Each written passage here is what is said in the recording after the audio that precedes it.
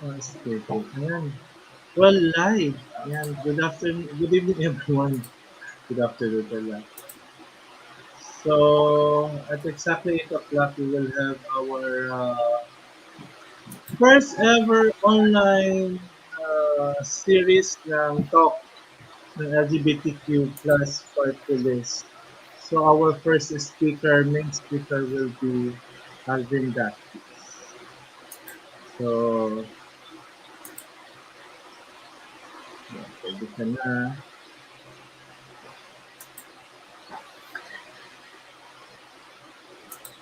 Okay, hi, magandang gabi.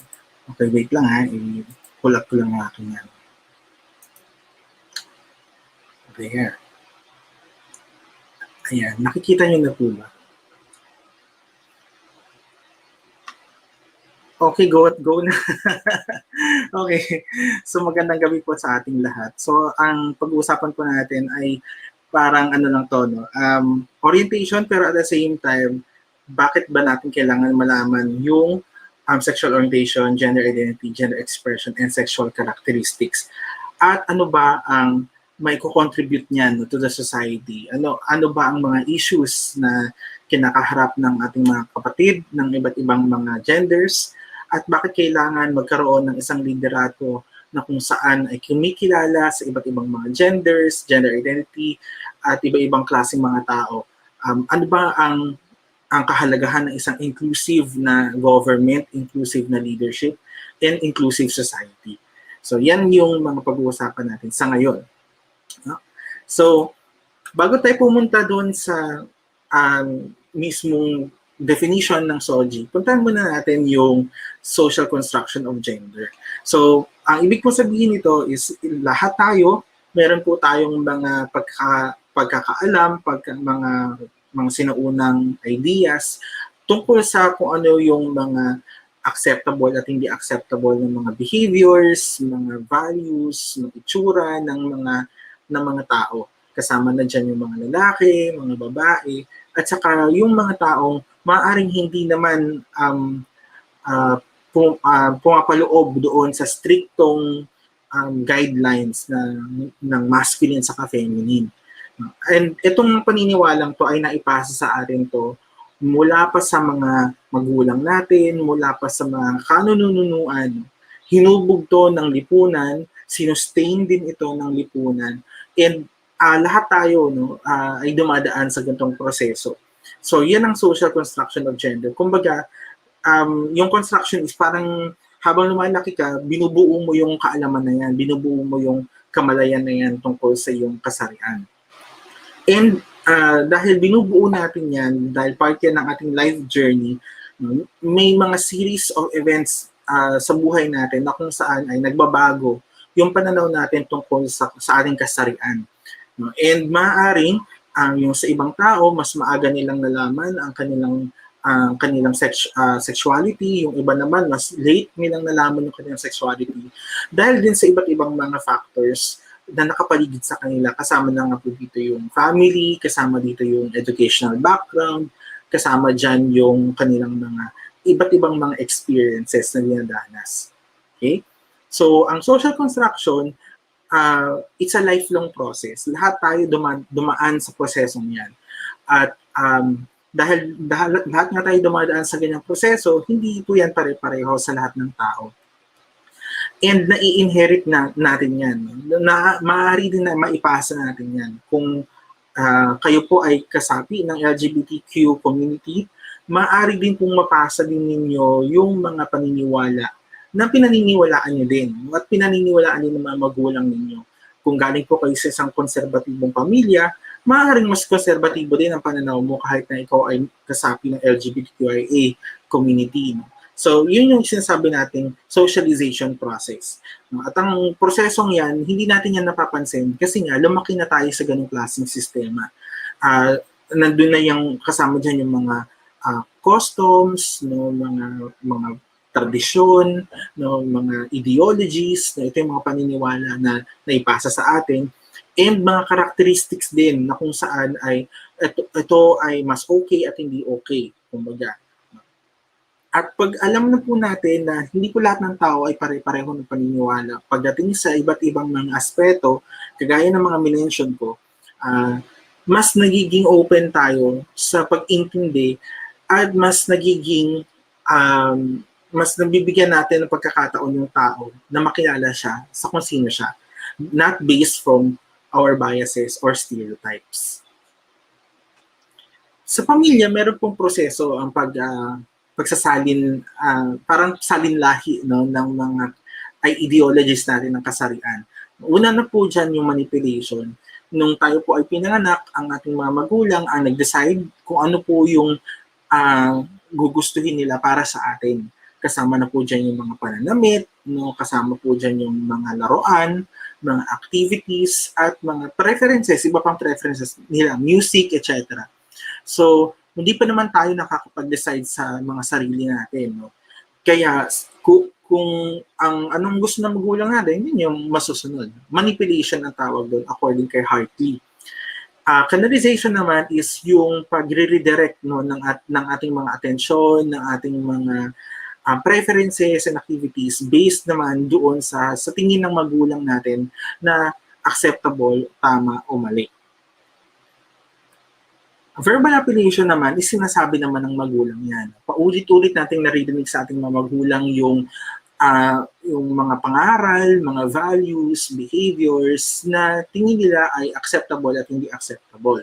Ito yung mga naririnig natin na kalalaki mong tao, iyakin ka, kababae mong tao, burara ka, mga ganyan. Verbal appellation yan, na inuulit-ulit.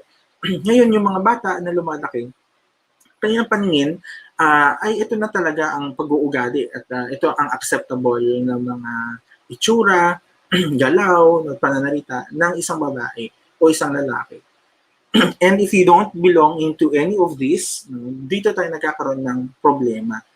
Dahil nga, nalilimitahan ang mga kabataan, nalilimitahan ang mga individuals to actually express themselves. And pagdating naman sa activity exposure, ito naman po yung kung kanino sila mas na-expose ng mga magulang, kung ano yung mga pinaniniwalaan, ginagawa, pananalita, gestures. And kung makikita nyo nga po dito sa presentation, si Chris at saka si Bimby. No? So very recently, lumabas na naman ulit yung issue. At nagsabi nga si Bimby na heterosexual po si Bimby. Sabi nga he likes women, he doesn't like boys. No? Or doesn't like... he doesn't like men. Pero para kay Chris, bakit ba kailangan i-address yung mga ganong bagay? Samantalang hindi naman dapat natin ini-issue yun sa isang tao, lalo pa sa isang teenager na talagang naguhubog pa ng kanyang kumbaga sexuality, ng kanyang pagkatao. Pero anong nangyayari po kasi dito is that, bakit ba na-judge si Bimby? Kasi dahil sa mga actions niya, saka sa words na ginagamit, sa pananalita, gestures. And kung titingnan po ninyo, no, isa siyang manifestation ng mga behaviors, characteristics, at saka mga nuances ni Chris Aquino. Nakikita lang natin na kasi lalaki siya, biologically male, kaya sinasabi natin na baka bading siya or baka naman kasi parang deviant yung hindi siya tumutugma doon sa notion or idea natin na dapat ay ganito yung mga kalalakihan. Pero pag inanalyze mo yung sitwasyon, nire-reflect niya yung preferences, behaviors, mannerisms ni Chris Aquino kasi lagi nga siya exposed sa kanya. And pag tinignan po natin, marami pa pong iba't ibang mga factors, hindi lang pamilya ang nakaka-influence, no, sa kung ano yung mga pananaw natin. Ang tinatawag natin ito na mga pananaw, mga mental models na to, ang tawag dyan ay mga gender roles stereotypes. Ito po yung mga, nilagay natin sa sabi stereotyping. No? Nilalagay natin sa kahon. No? Meron talagang specific na mga areas ang mga tao kung sino sila, ano yung mga behaviors nila, anong itsura nila, etc. At ang mga stereotypes na to ay makikita mo na hindi pinoprolong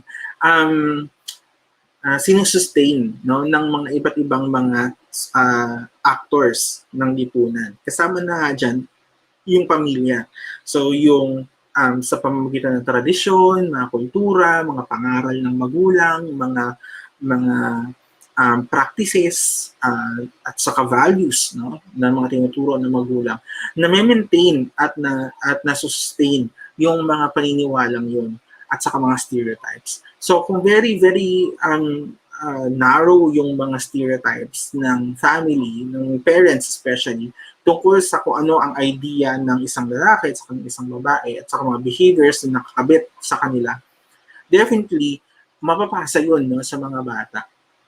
And yung mga bata, habang lumalaki sila, doon pa lang sila nagkakaroon ng mas malalim na kamalayan tungkol sa mundo, no?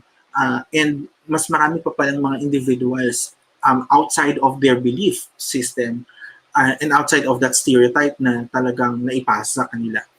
Then, sila na magde-decide kung paniniwalaan pa ba nila yung mga pinaniniwalaan na yun ng mga magulang nila at isusustain nila yun at maipapasa nila sa susunod na henerasyon. Ang religion ay napaka-influential din. No? Kung anong tinuturo ng isang religious organization, most likely yung mga dogmas, no? Ito yung mga religious beliefs na kung saan ay paulit-ulit din yan, no? Na parang part yan ng indoctrination, no? Ng mga religious organizations. At yung mga paniniwalang yan ay napakahalaga din dahil, kagaya din ng family, no, marami ding mga individuals ang naniniwala sa mga pinaniniwalaan ng kanilang mga religious organizations kung saan sila affiliated.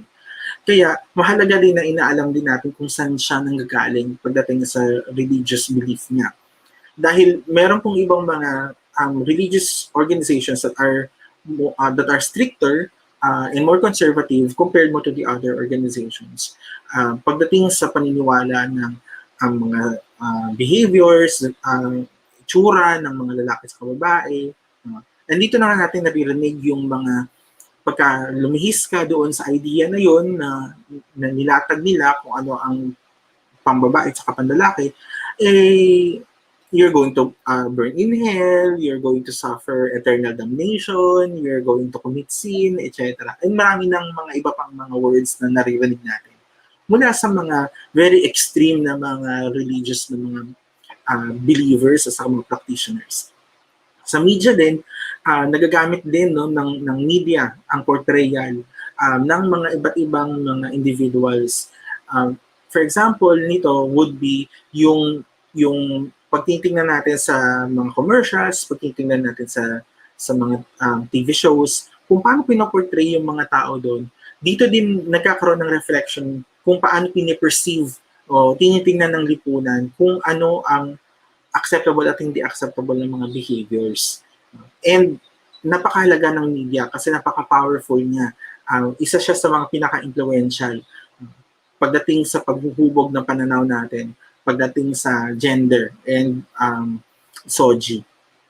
Ang school din, no, humuhubog din yan ng ating mga paniniwala sa pamamagitan ng mga teachers, no, yung kanilang mga values at mga paniniwala, napapasa din nila yan sa mga estudyante, sa mga pulisiya ng eskwelahan, sa mga kung ano yung inaalaw at hindi inaalaw.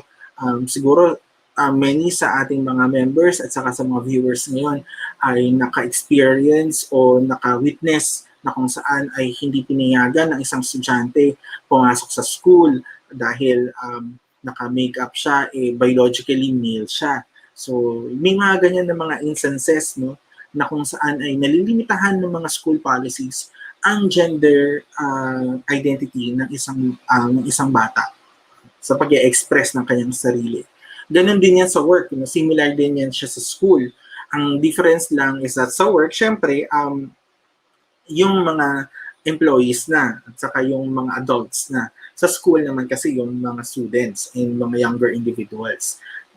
So sa workplace ganun din, sa policies, sa culture, pati sa mga policy, sa mga programs, no, services, yan, pati yung mga opportunity for hiring,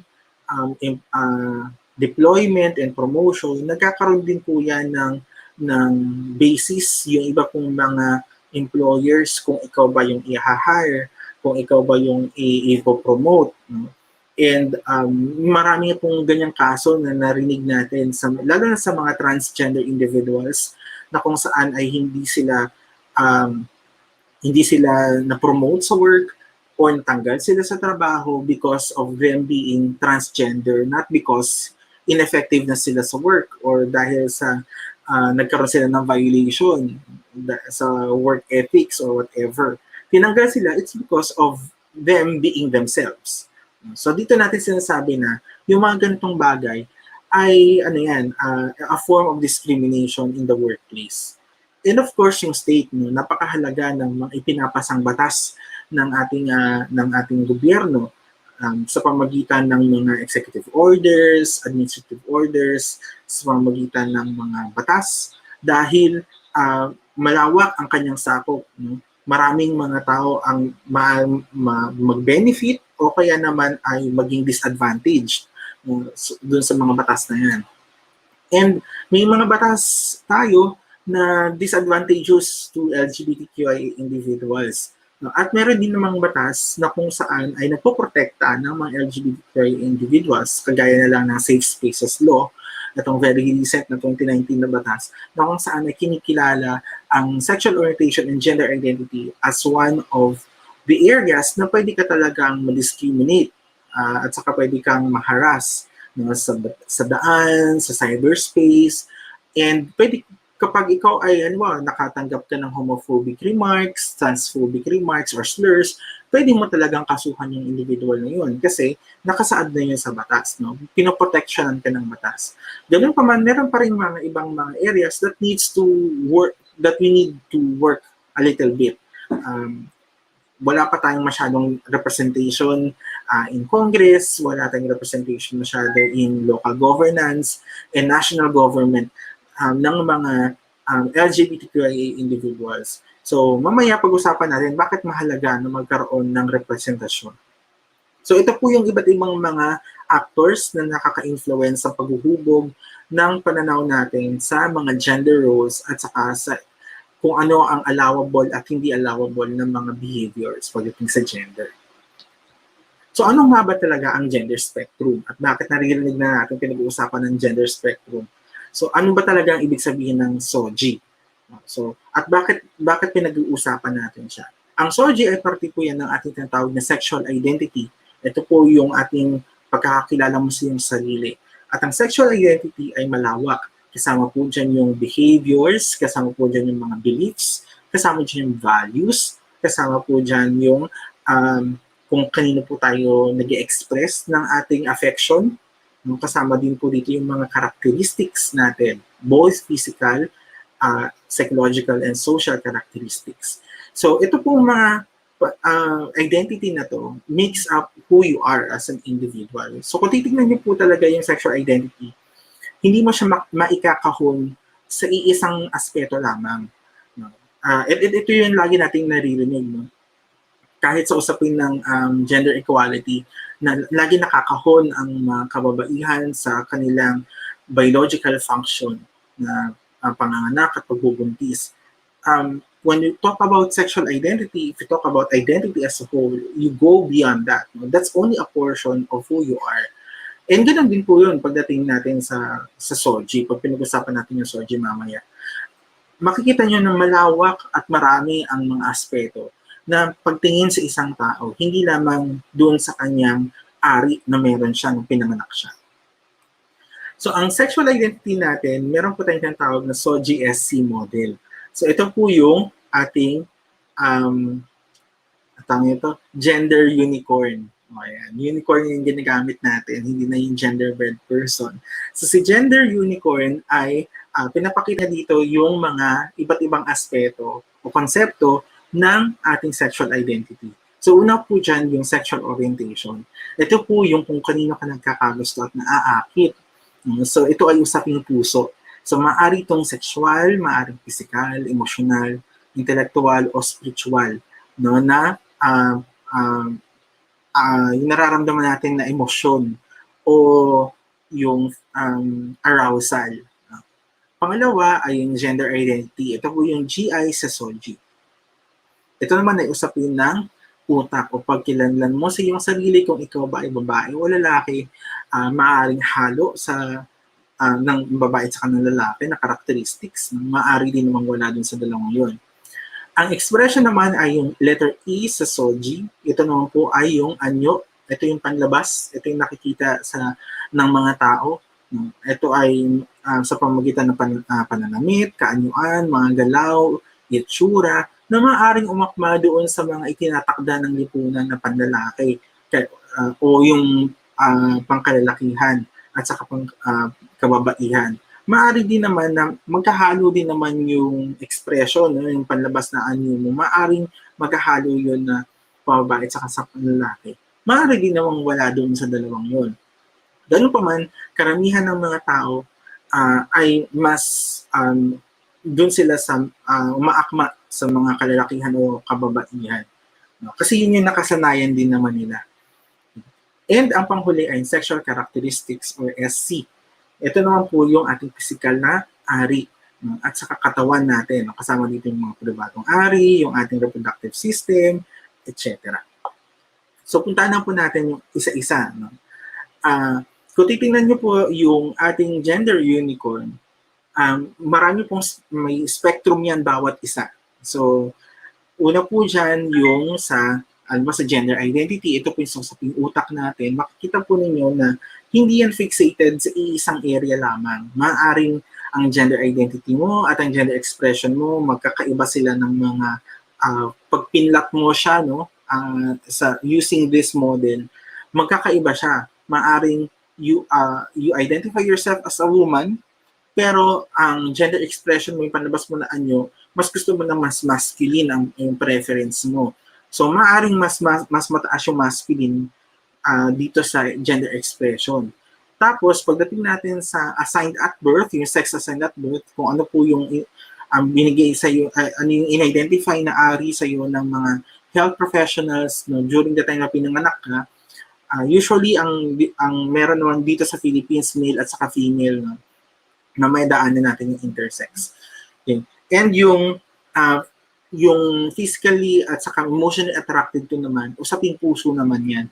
So ito naman, ipinaplot mo din yun, ina-identify mo din yan kung nasan ka, kanino ka mas na-attract. Pero pag tinignan po natin siya, ang gender unicorn ay sinasabi po niya dito na marami ang spectrum natin. At ang SOGIE ay pwede mong mahati sa iba't ibang mga spectrum. Okay. So una nga po yan yung sexual and romantic orientations. Ito po yung enduring pattern natin ng attraction sa ibang tao.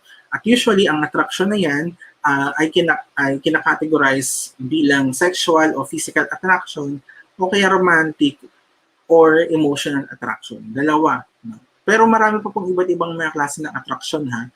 Merong mga intellectual attraction, meron din pong mga ang tawag ito, platonic attraction. No? So ito yung para sa mga friends lang, yung nararamdaman mo, mga ganyan. Pero pag pinag-usapan pa talaga natin yung sexual and romantic orientation, usually, ang kinakategorize nila dito is kung kanino ka gusto makipagtalik o na-attract physically, o kung kanino ka gusto makipagrelasyon, o kanino ka na-attract romantically. So yun po yung kategory ng sexual and romantic orientation. At makikita niyo po na mahaba-haba ang listahan. Madami ang mga na-identify. Noon, ang na-identify lamang ay hetero at saka homo. Ito yung parang sinaunang pagtingin. Dahil syempre noong panahon na yun, limitado pa lang yung pag-aaral patungkol sa sexual and romantic orientations. Heterosexual, ibig sabihin, heterosexual or heteroromantic, ang mga tao na nagkakagusto to the opposite sex or opposite genders. So, yan po yung heterosexual, heteroromantic. Ang homoromantic at saka ang homosexual naman, ang mga individuals na nagkakagusto both physically and emotionally sa mga taong kapareho nila ng gender or pareho nila ng sex. So, yan po yung homosexual at homoromantic.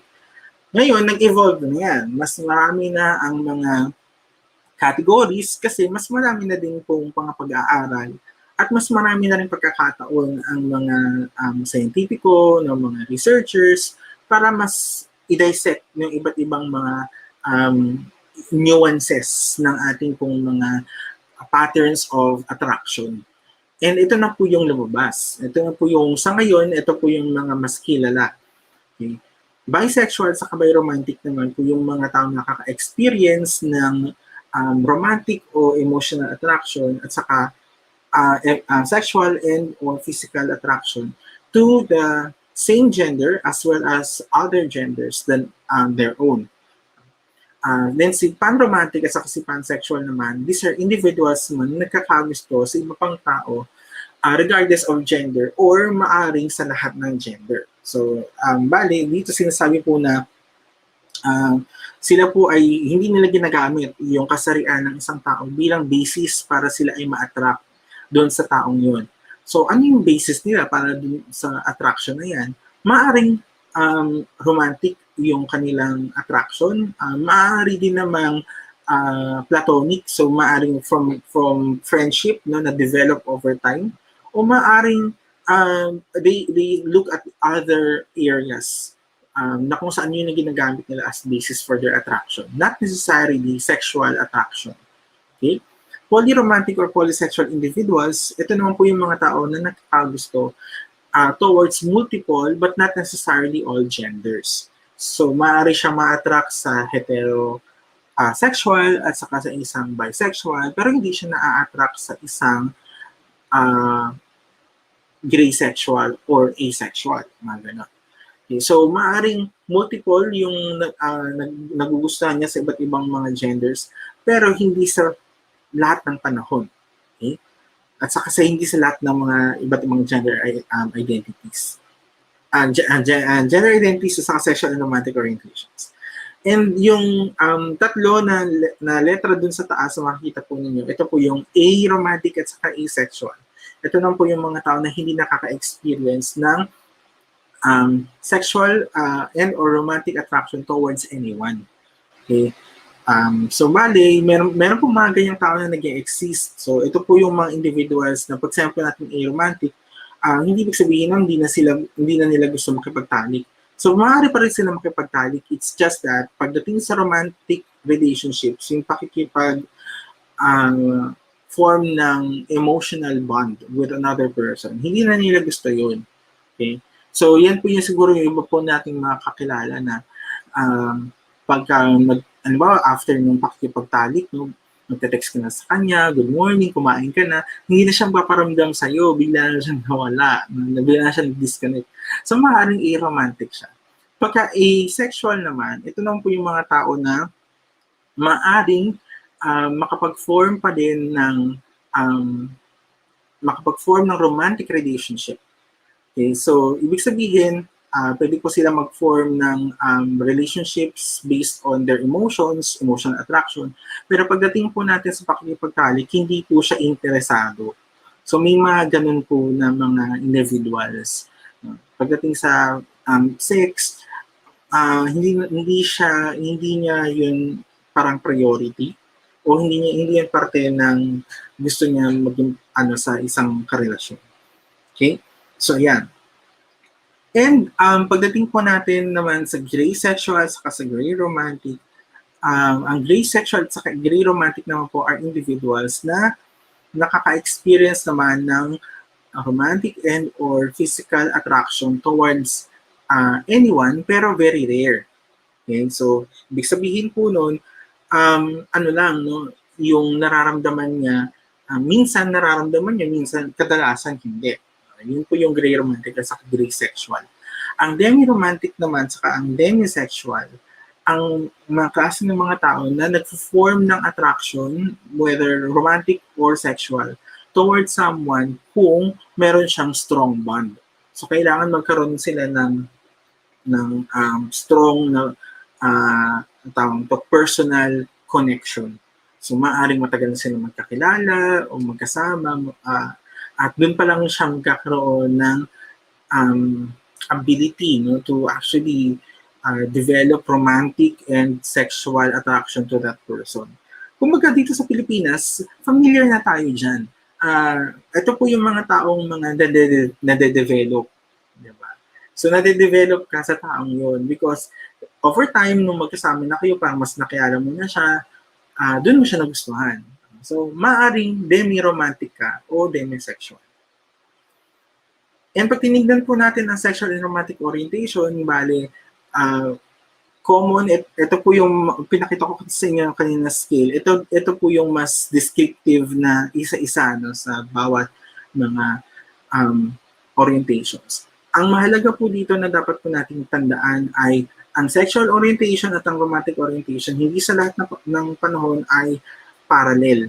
No? So, maaari kang bisexual, ibig sabihin nakikipagtalik ka sa lalaki at saka sa babae, or mga genders na kung saan ay feminine at masculine ang kanilang pag-identify. Pero pagdating sa pakikipagrelasyon, mas hetero-romantic ka. So, ibig sabihin, sa opposite sex or opposite gender ka lang nag-form ng emotional relationships. Pero pag nakikipagtali ka, you're open to both men and women or male and female. So, ito po sinasabi natin na sa panahon na yan, ang iyong sexual orientation at ang iyong romantic orientation ay hindi magkapareho. At may mga ganito pong klaseng mga individuals. No? So, yan po yung ibig natin sabihin dito. And so, dati hindi natin to parang iniisip, ang kinoconsider natin automatically kung kanino ka nakakipagtalik, doon ka din nagkakaroon ng emotional attraction. Pero ngayon sa mga pag-aaral lumalabas na hindi nga po lahat ng tao ganun. Kaya hiniwalay na po yung sexual orientation sa kanyang romantic orientation. Okay? And ito po yung parang example ng isang flowchart no, na pwede po natin i-share sa inyo para mas magkaroon lang kayo ng guide no, tungkol sa inyo pong mga nararamdaman and mas nagkakaroon kayo ng idea kung ano ba talaga at kanino kayo nagkakagusto. Kapag nakaka-experience kayo ng strong desire to engage in activities that are considered romantic, kasama na po dito yung pag-holding hands, pag-go into dates, mga ganyan. No? It makes you feel good to do that with someone else. Okay? Isa po yun sa mga i-consider mo. Okay? Pangalawa is that do you want to start what's considered a romantic relationship with a person and engage in typically romantic things with that person. So, ito po yung mga lagi nating naririnig na parang sasalagin ko ang isang bala para sa'yo. Susuungin ko lahat ng dagat para sa iyo, yung mga ganyan. So, these are all being said to a person na may romantic relationship. Okay? And ang pangatlo, do you fantasize? So, iniisip mo ba nagpapantasya ka ba ng mga romantic activities mo with another person? And kinikilig ka ba kapag na-imagine mo at na-fantasize mo yun? If so, no, if yes, pero sa isang sex o gender lamang, maaari kang homoromantic, maaaring heteroromantic, o monoromantic. Sa iisa lamang ang nagugustuhan mo na sex at gender. Kapag naman sa dalawa gender o sa dalawang sex, pero hindi sa lahat, maaari ka namang polyromantic, okay, at maaari kang biromantic. At pag sinabi mo naman na yes to all gender at saka to all sexes, maaari kang panromantic or omniromantic. So, omniromantic kasi ano lang yan, mas bago, subsume siya na category ng panromantic. Ang omniromantic is, ito po yung nakakagusto sa lahat ng genders at the same time. Si panromantic is, nakakagusto siya to an individual regardless of gender. So, yun yung difference nila. Very slight difference lang po. Pagdating naman natin sa, pag sinabi mo naman no, hindi ka na nagkakaroon ng romantic or emotional attraction, not to anyone under any circumstances, maaaring aromantic ka. Okay? And kapag sinabi mo naman na yes, but only under very specific circumstance and or very rarely, ibig sabihin nun ay maaari kang gray romantic, demi-romantic, etc. So, yan po yung parang pagkaklasify natin ng flowchart kung paano mo mas makikilala ang iyong sarili. Ngayon, pag ginamit po natin to, mas nagkakaroon po tayo ng parang gabay para mas maintindihan natin ang ating mga sarili. Lalo na kapag bago pa lang sa iyo yung emotion na yun, maaring ngayon ka pa lang na-orient doon sa ganong klaseng feeling. Pero it's already present before. It's just that hindi mo siya pinapansin o kasi dahil you belong in a very conservative family o dahil may mga factors that hindi nag-allow for you to explore these kinds of emotion. Pero once na nagkaroon ka ng avenue, nagkaroon ng isang safe environment para sa iyo to explore these things without being judged, then maaring dito ka na magkaroon ng awakening, yung pagkakakilala talaga sa iyong sarili. Kasi maaring tanungin ka ng mga tao na bakit ngayon lang, no, kung kailan ka daw tumanda, kung kailan ka nagkaroon ng pamilya, bakit ngayon ka lang nagladlad, quote and quote. Kasi nga, hindi pare-pareho ng experiences ang bawat tao. May mga ibang individuals na kung saan ay mas maaga nila na experience kasi mas nandun sila sa isang environment na tinulungan sila para mas mabilis nilang makilala ang kanilang mga sarili. And ito namang individual na to, mas matagal niyang na kilala yung sarili niya dahil nga sa life experiences niya, hindi ganun kadali. No?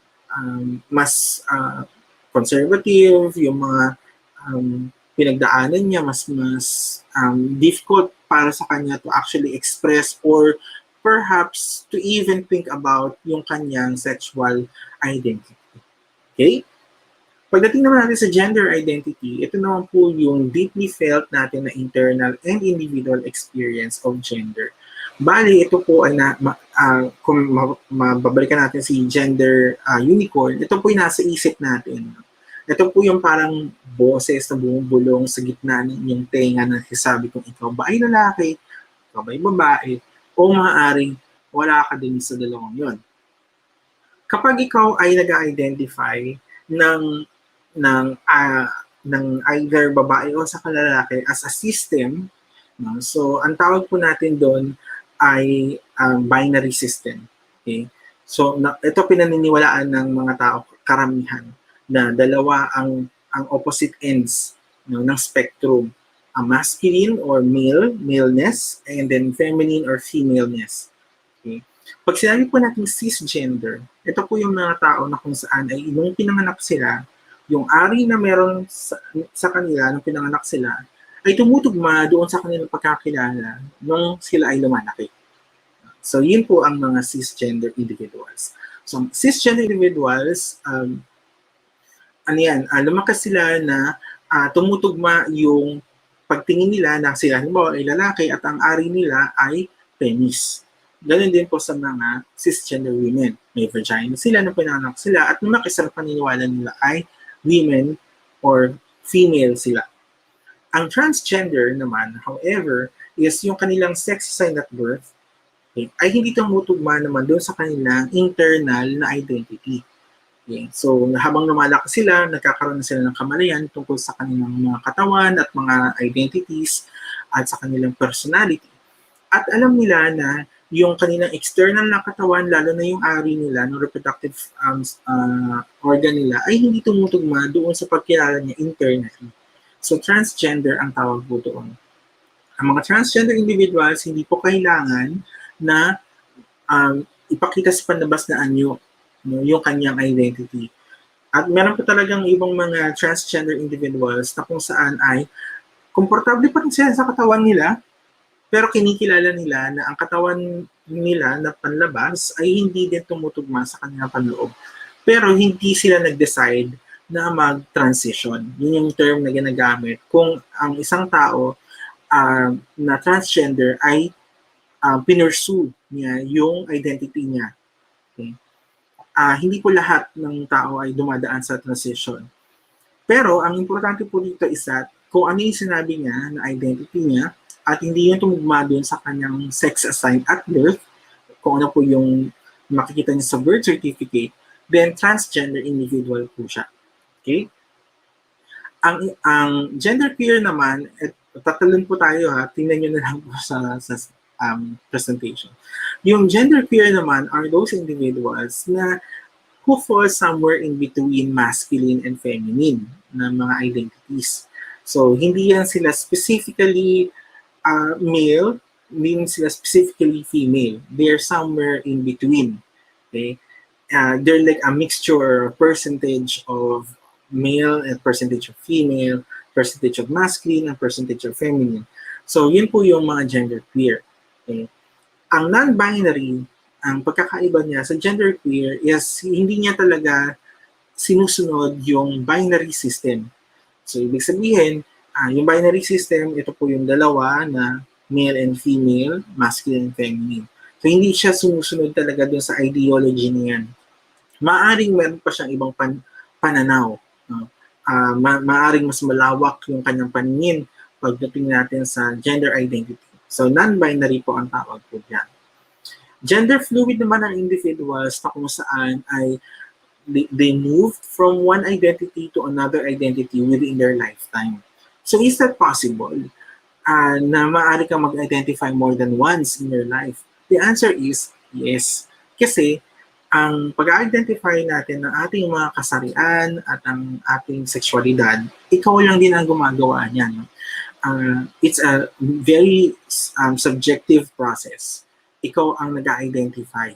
And walang ibang tao makaka-question yan at makaka-validate yan, kundi ikaw lang din. Kasi ikaw yung dumadanas, no? Ikaw yung naka-experience.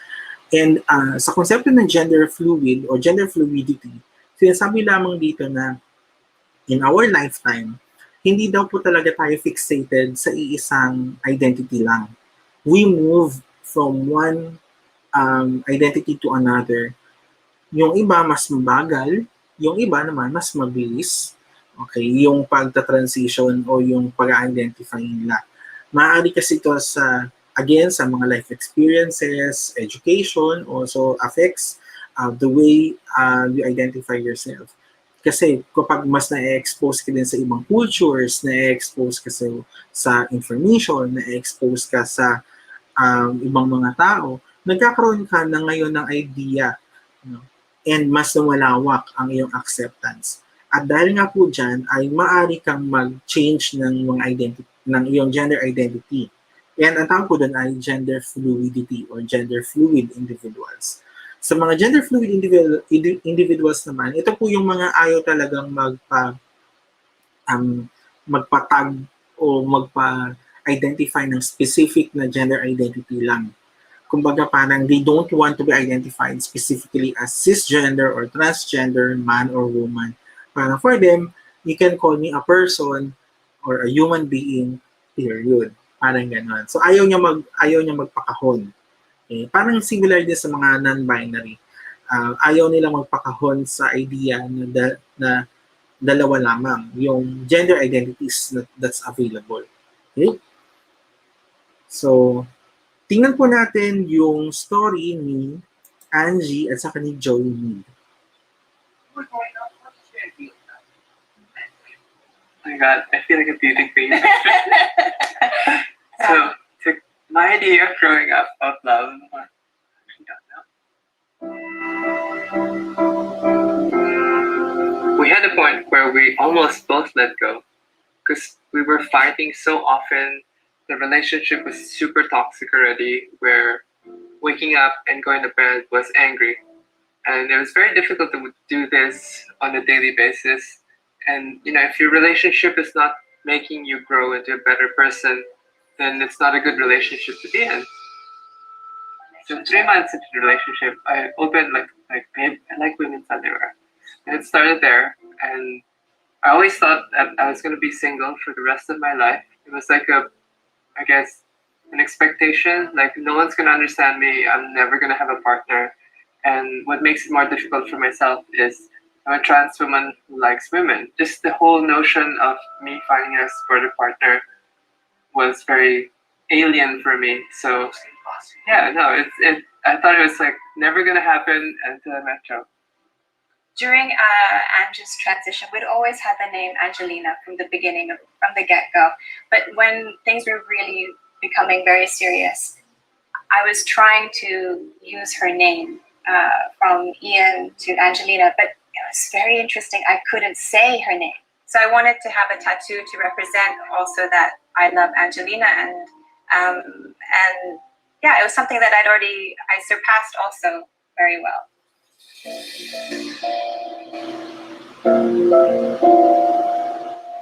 probably the most difficult time for me as your spouse was the confirmation that you are going to transition. When you told me, babe, this is what I want with my life. This is when Dad had recovered and you started looking at your life in different perspectives. That's when I knew that, oh, okay, this is no longer fun time. This is no longer carnival time. This is really serious already. We landed in one of the airports where it was super struggle. Like the airport security was struggle, literally being looked at head to toe, twice, thrice, asking someone else to look just for, and looking at her with disdain. I was in a car show and I had to use the bathroom. And in the bathroom were, I guess, the promo girls, and some of them gave me like stink eye. Not just stink eye. But she said something to you. Yeah, she said, dapat hindi ka dito. And I go, maghuhugas lang. I get that a lot from people who've known me for a long time but haven't seen me. And they're like, it's my first time to see you. How do I do this? And I explain, like female pronouns. It's like, I prefer female pronouns, but I can't force anyone to use female pronouns. It has to come from you. It cannot be like, you need to use female pronouns. That's where I come in. That's where I come in and say, you need to use the proper addressing for her. That's how no, but really,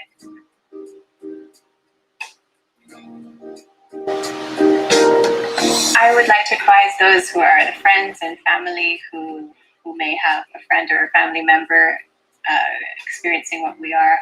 I suggest that you start by opening your heart. That way your mind is open to possibilities, but always keep in your heart that you love this person. And if you love this person unconditionally, watch this person grow and watch yourself grow in abundance. It really works. So my hope and my dreams for other people who are struggling is to find someone that you can really relate to. It doesn't have to be a partner or a parent or a sibling. It could be a good friend. And just having an open ear to talk to and express yourself is such a huge weight off your mind, your shoulders, especially for people who want to transition and have no one to talk to. I want to tell you that don't lose hope, because I thought my hope was gone already completely. And when I met Joe, everything changed, and you just have to be patient.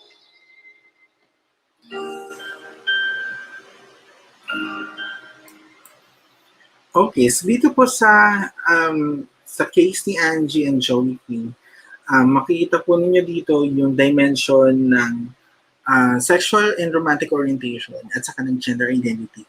Si Angie, ang kanyang gender identity, according to sa story, isa po siyang transgender woman. So, ibig sabihin, nung pinanganak siya, ang kanyang identified sex at birth ay male or boy. Pero nung lumaki siya, ang kanyang paniniwala sa kanyang sarili, nung nagkaroon na siya ng opportunity para makilala niya pa at mas mapalalim niya ang kanyang identity, sinabi niya na babae siya. Okay? And dito siya nagsimulang mag-transition to becoming a transgender woman. So, transgender po si Angie King. Pag tinignan po natin, ang kanyang romantic and sexual attraction, maaring dalawa yung klaseng makita natin. Yung pre-transition ni Angie King, na kung saan ay ang tinitingnan niya pa ang sarili niya as a male or a man na na-attract sa women. So isa po siyang heterosexual or heteroromantic. Okay, so ibig sabihin nun, na-attract siya to the opposite sex or the opposite gender. Pero after po siya mag-transition at nag-come out po siya bilang isang transgender woman, pwede po nating masabi na ang kanyang sexual and romantic orientation is actually homo-romantic or homosexual. So, dahil nakikita niya ang sarili niya na babae na nakakagusto sa kapwa-babae, ito po si Joey King, maaring pwede niya sabihin na I'm a lesbian trans woman. So, may pagbabago din ng pag-identify. Kasi nga, sabi ko nga po kanina, di ba, hindi naman fixated talaga yung ating pag-identify nating sarili kasi it's a process. And sa case ni Angie King, matagal ang proseso no? Dahil dun sa families nila structure, yung businesses nila, yung mga interest ng family. No? So, makikita po ninyo na very conservative din yung pinanggalingan niya. And only until she became a full individual of her own, meron na siya sariling kumpanya, meron na siyang sariling resources, dun siya nagkaroon ng mas malalim na pagtingin sa kanyang sarili. Kumbaga binalikan niya ulit yung kanyang sexual identity. And nag-come out na nga siya bilang isang trans woman.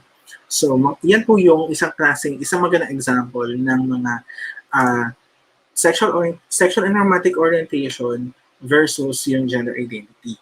Okay. So, yung sinasabi nila na you are born this way. Yes, definitely you are born this way. It's already there, innate part na yan ng system mo, but you're not aware of it. So, hindi mo pa lang siya kinikilala o maaaring napipigilan ka na kilalanin fully embrace yung identity na yun because of several factors. So, para po sa mga tao na nagsasabi na bakit ngayon lang nag-out si Angie King ang tanda-tandaan niya na, etc. It's because sa experience ni Angie King, ngayon siya nagkaroon ng isang relationship with an individual, with Joey King, na kung saan ay feeling niya safe yung environment, no, para sa kanya, para balikan niya yung kanyang yung pagpoproseso sa kanyang sexual identity. Ganon din sa family and friends, no. At syempre, secured na rin siya with herself, both with resources, finances, etc. So, kumbaga parang this time, mas okay na siya mag-come out. It would have been a different story if na-come out siya earlier, no? Siguro nung adolescence niya, etc. Mag-iiba din talaga yung tahak ng story ni Angie King. So anyway, so yan po ang story ni Angie at saka ni Joey King. So sa gender expression naman, ito po yung panlabas na kaanyuan natin. And usually, kinakategorize po natin yung mga manifestations of behavior natin into feminine and masculine. Ito po yung mas kilala sa ating lahat. Pero meron po tayong androgynous at saka gender neutral na mga expressions. Ito po yung somewhere in the middle. No? Pag sinabi po natin androgynous is a mixture, a combination of masculine and feminine characteristics. And gender neutral is more likely hindi siya identify as masculine or feminine. Talagang neutral, somewhere in the middle, parang gano'n. Androgynous kasi, pwede siyang more masculine and then less feminine, pwedeng more feminine then less masculine. So, androgynous. Okay? So, ang panlabas na kaanyuan, makikita po natin sa isang video na to. Gusto ko yung girl, kailangan talaga. I want someone who really, who loves you. No. You don't need to love you. She doesn't have to. She has to adore you. Okay. I'm not gonna live with her, right? Yeah, but we'll visit every, 3 times a week. I don't think she's gonna agree to see me 3 times a week. I know she will. If you want, Mom, I think she'll do it for your fans. There's something. Yan. Your hands. So, kung no. Oh, God. Ewan ko sa'yo.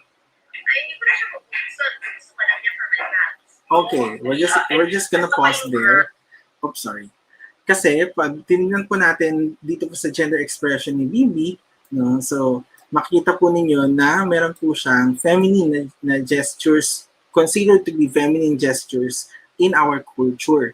No? And dahil nga yung gesture na yon ay attributed, no, as kumbaga mas kinikilala na ginagawa ng mga kababaihan, kaya automatically yung mga tao ay iniisip na baka ano nga siya, no?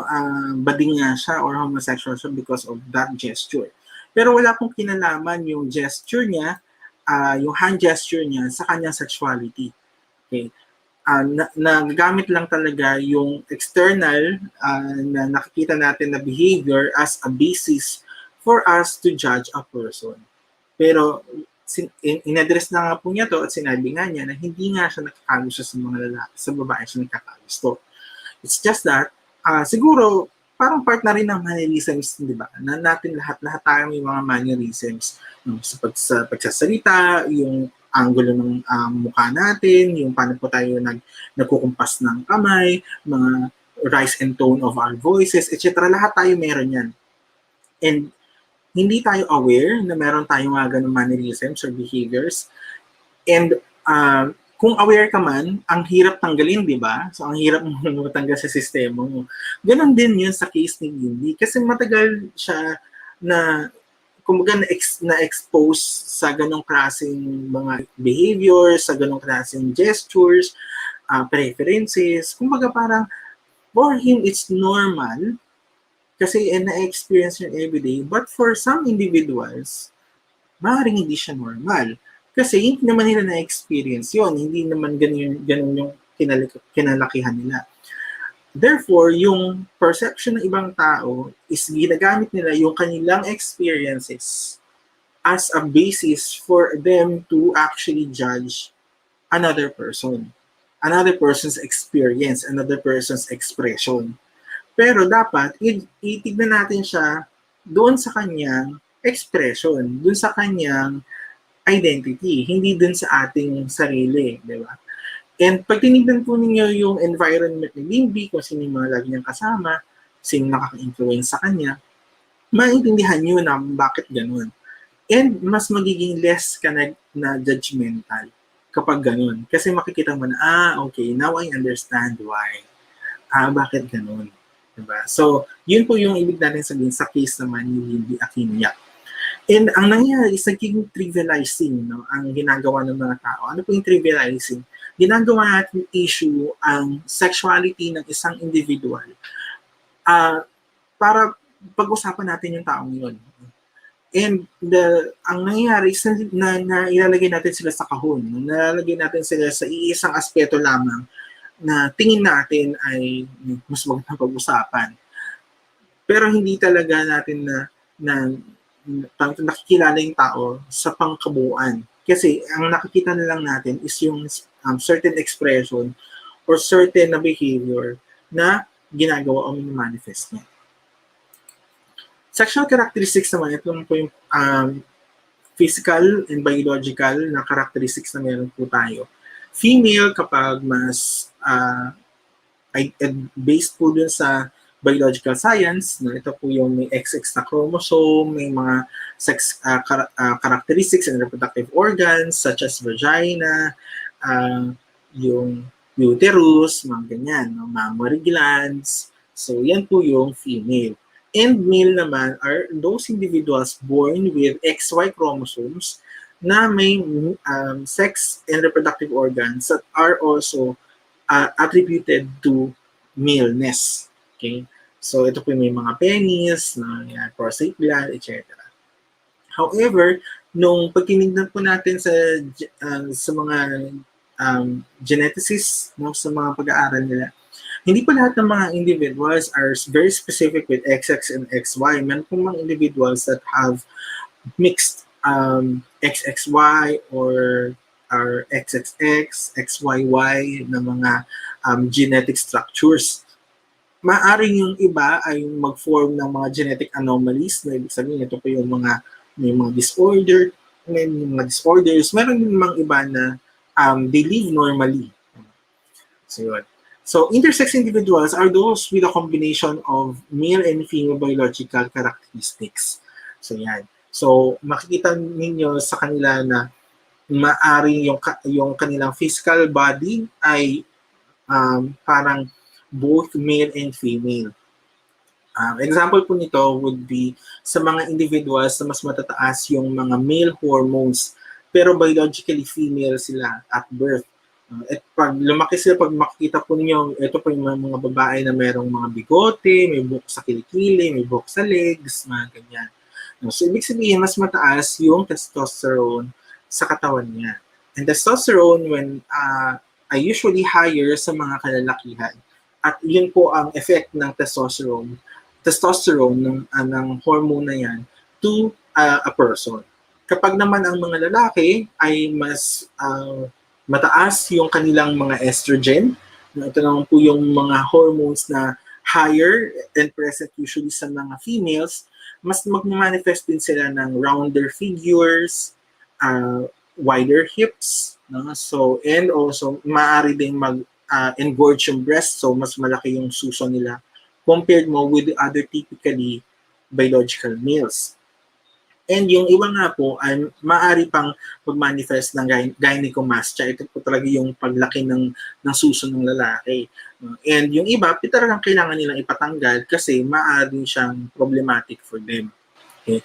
So, ang intersex individuals ay wala po tayong technology in the Philippines to actually determine kung intersex po ba yung newborn o hindi. Dahil yung iba, nagmamanifest yung kanilang pagiging intersex as they grow older. And isa po dito sa case ng intersex Pilipinas ay yung case ni Jeff Kagandahan. Si Jeff ay pinanganak na Jennifer, na meron po siyang congenital adrenal hyperplasia. And ito po yung isang condition na kung saan ay nagmamature yung male and female reproductive system ni then Jennifer. No? Tapos after some time, nung nakita po niya nga na mature yung both male and female na reproductive systems niya, nag-file siya ng petition sa Supreme Court para papalitan ang kanyang sex assigned at birth. Okay? Dito po sa Pilipinas, wala po kasi tayong batas para kilalanin ang mga transgender individuals doon sa kanilang gender identity.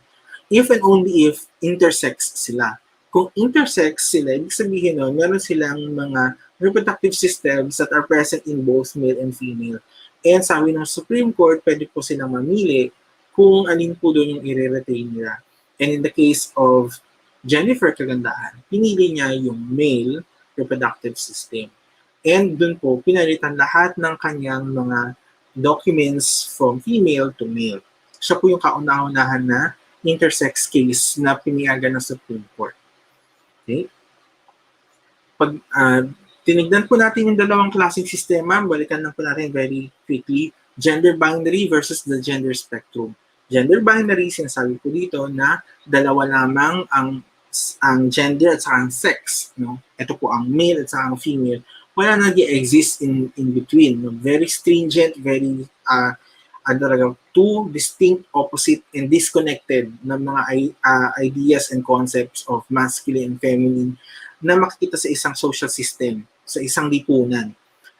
And ang gender spectrum naman ay isang paniniwala na gender is not binary, but bimodal. So, ibig sabihin nun, maari siyang, pag sa bimodal, ibig sabihin, may dalawang laging nag-o-occur. Yung laging nangyayari, laging nakikita ng lipunan.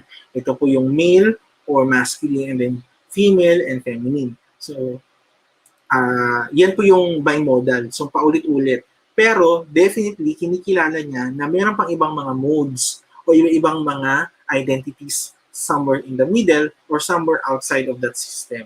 So, yan po yung gender spectrum. And pag tinamig po natin yung gender binary, mas nakikita po agad siya pagka pinanganak ang isang tao. No? Usually, ang mga magulang, lalo na kapag gusto nila malaman yung sex ng kanilang anak, sasabihin nila, uy, magpa-gender reveal party tayo.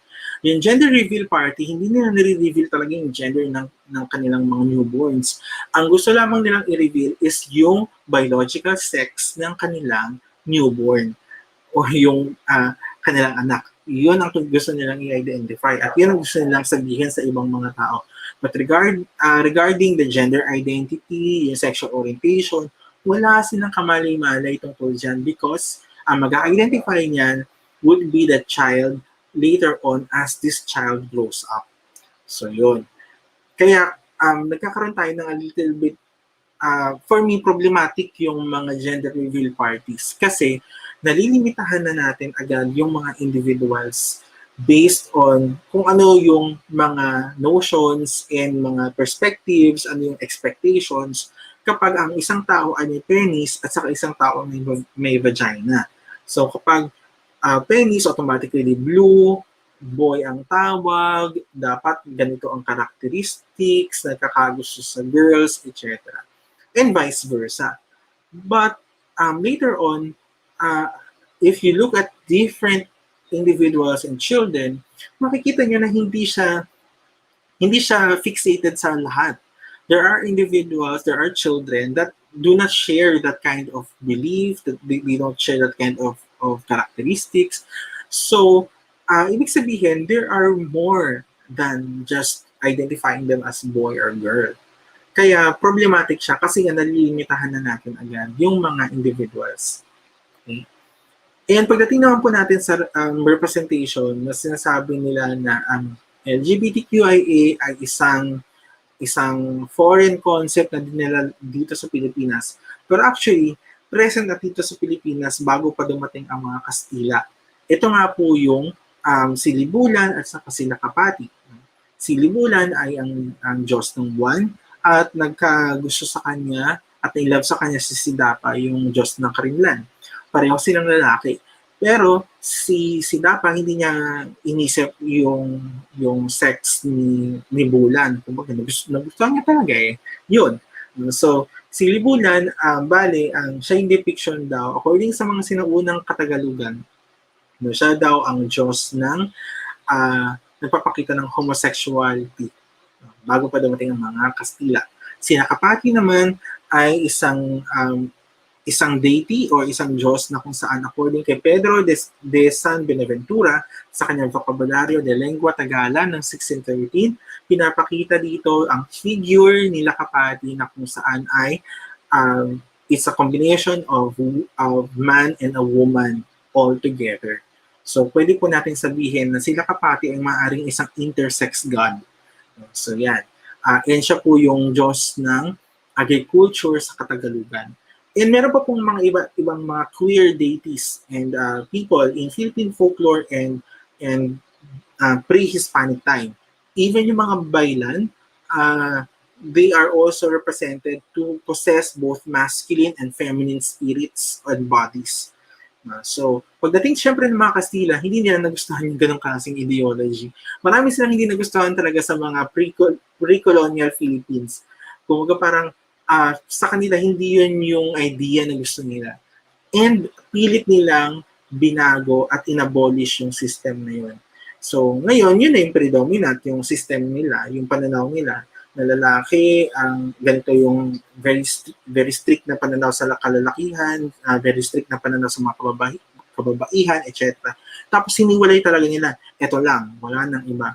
Pero pag tinignan po natin historically, at saka sa mga folklore, makikita po ninyo na that's not how the early Filipinos actually see yung gender identities and sexual and romantic orientations. Mas malawak ang pagkakaintindi at mas na-accept sa lipunan at nag-hold ng mga matataas na posisyon sa lipunan ang mga individuals na to. And yung iba nga sa kanila, revered as gods. Ano ngayon ang mga issues ng mga LGBTQIA at mga tao may diverse na SOGIE? Ngayong alam na natin yung differences na sexual orientation, gender identity, and expression. Una po dyan is yung lagi po sinasabi na tanggap na kayo dito sa Pilipinas nanghihingi pa kayo ng dagdag na karapatan. Yung lagi natin naririnig na yan na linya, ibig sabihin nun, pinapakita lamang po sa Pilipinas na tolerated ang mga LGBTQIA but they are not generally accepted. According sa pag-aaral ni Chancellor Mike Tan ng UP Diliman at saka ni Garcia in 2004, na tinatanggap ang mga LGBTQIA if and only if you fit a certain stereotype or a certain occupational niche. So, ibig sabihin ng occupational niche, meron pong mga trabaho na parang dito ka lamang, hanggang dyan ka lang. Pag lumagpas ka dyan, hindi ka na natatanggapin. Example po nito would be yung trabaho sa parlor, mga hair and makeup artist, mga host na nasa entertainment field, etc. Kapag lumagpas ka doon sa trabahong yon, example po nito ay maging isang general ng Philippine Army, presidente ng Pilipinas, isang senador, etc. Ngayon, magiging problematic na yan. Kasi dito na ninyo makikita na hindi na nila tanggap the Philippine society, hindi na nila tanggap yung ganong perspective. May mga resistance ka na ma-encounter. Kaya, kapag nagkakaroon ng mga beauty pageants na kung saan ay sumasali ang kandidato ng Pilipinas at natalo, no, at lagi natin naririnig na huwag kayong magpa-parlor, galit ang mga bakla. It's a form of a discrimination, it's a form of a stereotype laban sa mga Filipino gay gay community or gay people. Kasi nilalagay lang natin sila sa kahon na parlorista. Hindi po lahat na nasa parlor ay gays. There are heterosexual women who are working in parlors. There are heterosexual men who are also working in these parlors. Definitely, it's a skill, not because of your sexual orientation. Kaya ka nagtatrabaho sa area na yan. Okay? So yun po yung sinasabi natin na that kind of joke for me is an insensitive joke. And many din sa mga LGBTQIA are the ones also saying these kinds of jokes. No? Hindi siguro pa aware na that kind of joke is doing more harm than good for the community. According sa Pew Research study, lumalabas po na mas maraming mga kabataan ng mga Pilipino na mas accepting and mas open sa mga LGBTQIA rights compared mo to the older individuals. At pag tinignan po natin yun sa kanilang pag-aaral din, mataas ang tolerance ng mga Pilipino pagdating sa mga LGBTQIA. Kahit na mataas ang religiosity. So mataas po yung ating pananampalataya at ang pag-practice ng ating religion. Pero pagdating sa acceptability ng mga Philippine LGBT, somehow mas okay tayo compared with the other countries. Pero again, yung sinasabi natin dito na pagiging pag-accept ng mga Filipinos is on the basis of certain areas. Kagaya na lang ng occupational niche, certain behaviors, certain na mga areas, but not all.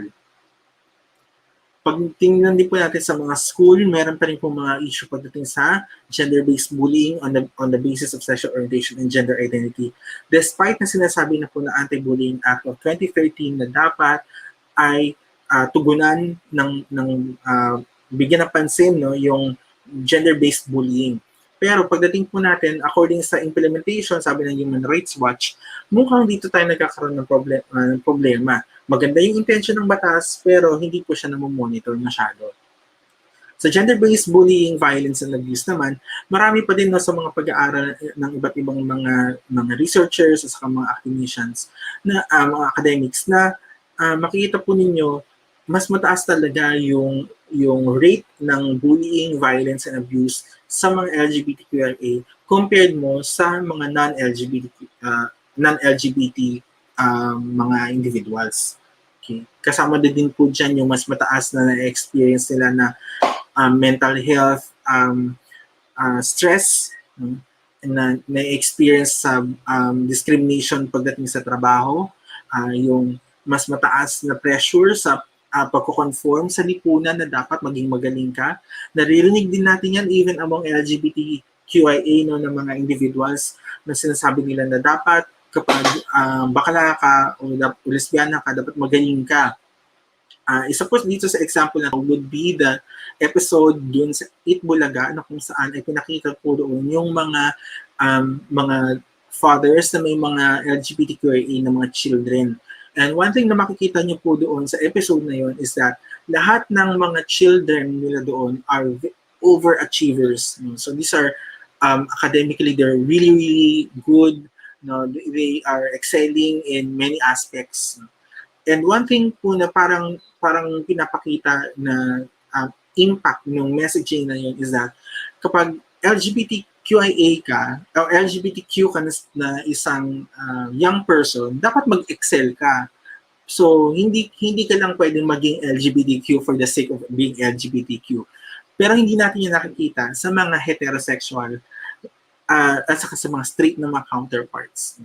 So, dapat you're heterosexual male.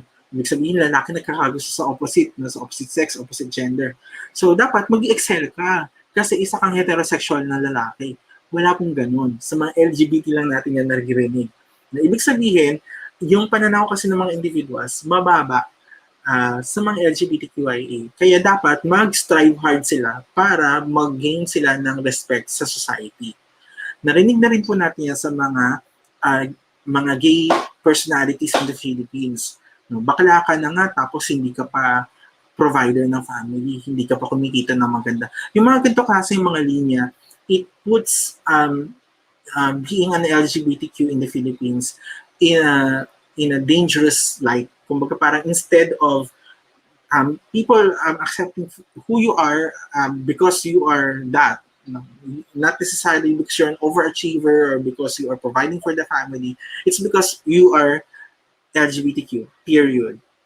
Hindi ganun yung nangyayari. Parang lagi siyang merong dagdag na pag naging LGBTQ ka, dapat magaling ka, dapat matalino ka, dapat creative ka, dapat magaling ka magsalita, dapat entertaining ka, etc. And kapag wala yan sa'yo, and you are so-called ordinary LGBTQ, ibig sabihin parang mababang uri yung classification sa'yo. So ito po yung mga a little bit problematic ng mga areas na kailangan pa nating tugunan, lalo na sa ating lipunan. Pagdating naman po sa homo, bi, and transphobia and LGBT hate crimes, nagsimula po ang Philippine LGBT Hate Crime Watch pag-document nitong 2011. Ako po ay isa sa mga kasapi nung grupo na to na nag-monitor. And makikita nga po ninyo na marami po talagang mga LGBTQIA, especially mga transgender individuals. No? And among transgender individuals, mas mataas sa mga trans women na mga pinapatay at pinapaslang because trans woman sila. Yan yung ang tawag natin dyan ay transphobia. Okay. According sa psychology, ang homophobia at saka transphobia, hindi po talaga siya considered as a phobia na kagaya ng phobia na parang extreme na yung parang takot na nararamdaman mo pagka nakakita ka ng spider o kaya kapag nasa isang mataas ka na lugar, mga ganyan, acrophobia. Hindi siya ganon. Ang transphobia at homophobia is a kind of an emotion wherein it steers a certain prejudice. Okay? Parang may naiisip ka na mga hindi magagandang bagay or qualities to that individual because nalaman mo na homosexual, bisexual, o kaya transgender woman siya or transgender person siya. Okay, so yun po yung ibig sabihin ng homophobia and transphobia.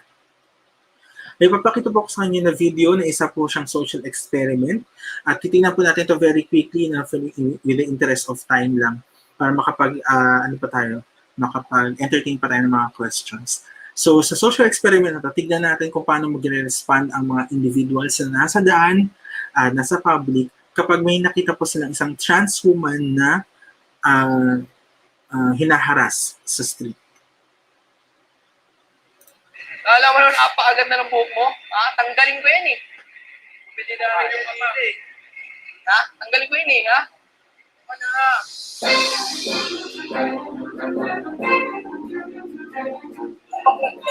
Mas ka dito. Mas ka dito. Mas ka dito. Galit. Dito. Saan ka kaibigan?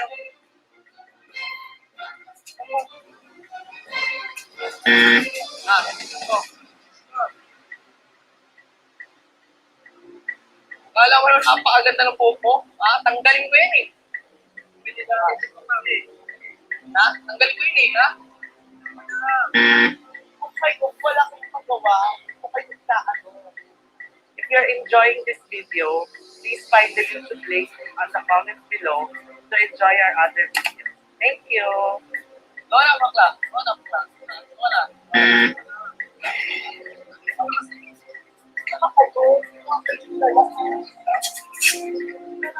Dito muna. Ikaw. akong lumayo. Ikaw akong lumayo. Lumayo. Kasi wala kasi makita ito yung mga ganyang bahay.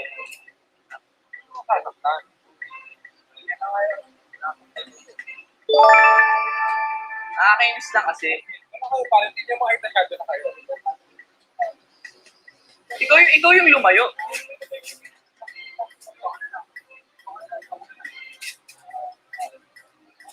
Okay, I'm going to pause it right there kasi mababa pa yung video. Pero kung titingnan po ninyo, from, sa 10 tao, 2 lamang ang nag-respond na positive. The rest of the 8 people, they didn't.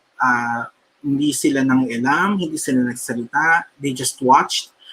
Tinignan lang nila kung paano dinidiscriminate at saka hinaharas ang isang trans woman in the street.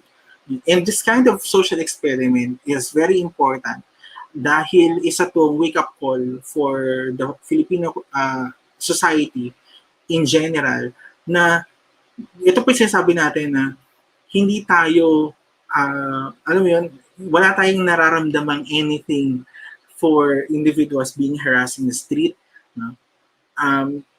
Lalo na kapag trans woman or LGBTQ individual.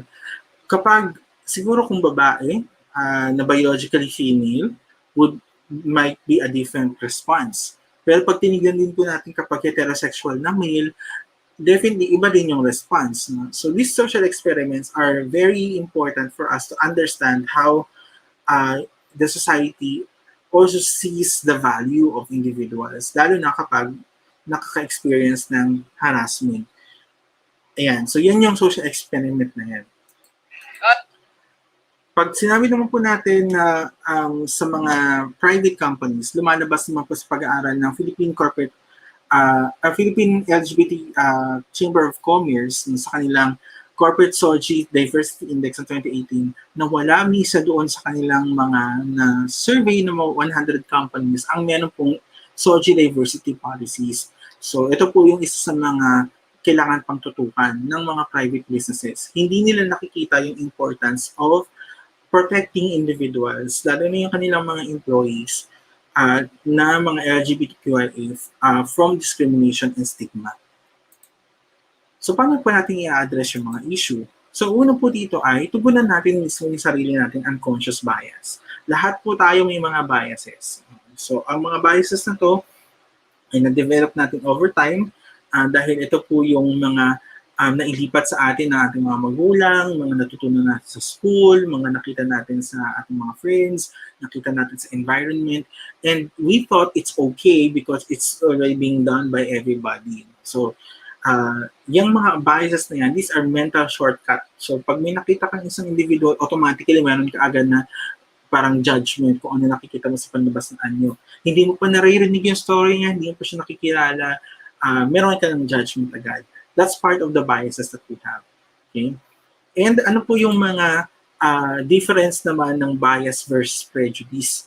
So, pag sinabi natin bias, so ito po yung inclination to a person, an idea, or a thing, especially considered to be unfair. Usually, pag nakikita natin yung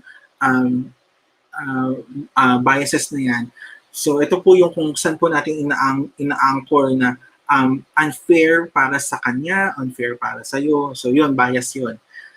Pareho po sila nangyayari sa isip ang bias sa prejudice. Ang prejudice naman, preconceived opinion. Meron ka ng opinion, meron ka ng idea of who these people are. Kahit hindi mo pa sila nami-meet, hindi mo pa sila nakikilala, hindi mo pa sila naririnig. No? So, yun po yung prejudice. So pareho po sila na merong response. So bias will have a positive and a negative response. Prejudice, usually negative response talaga siya. So pagdating sa behavior, so ito po yung mga ugali na pinapakita natin. Pag bias, pag sabi mong positive na bias, halimbawa may nakita po tayo na community pantry na lang na issue. No? So bakit yung response ng mga tao was more positive kay Angel Locsin versus kay Sinas. No?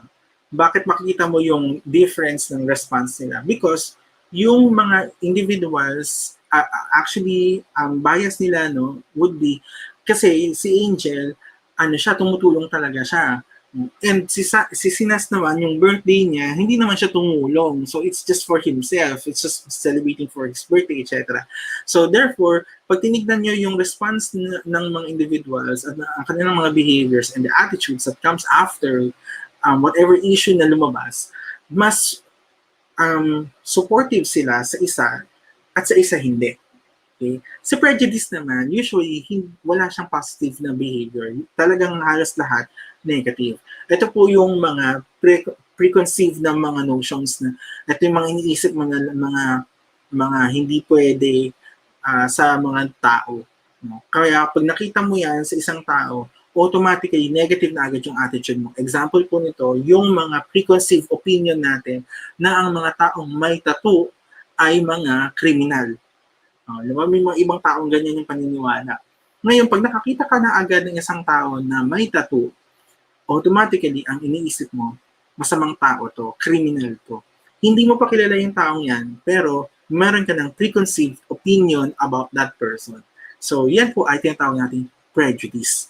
Sa kanilang dalawa, bias and prejudice would result in unfairness, and sa prejudice naman will result in discrimination.